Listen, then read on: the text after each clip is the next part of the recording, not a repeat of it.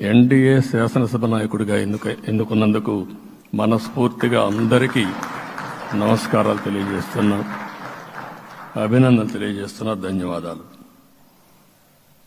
ఇప్పుడే మిత్రులు మాట్లాడారు. నేను కూడా చాలా ఎన్నికలు చూశాను. ఈసారి రాష్ట్ర చరిత్రలో ఎప్పుడూ ఇవ్వనటువంటి తీర్పు ఇచ్చారు.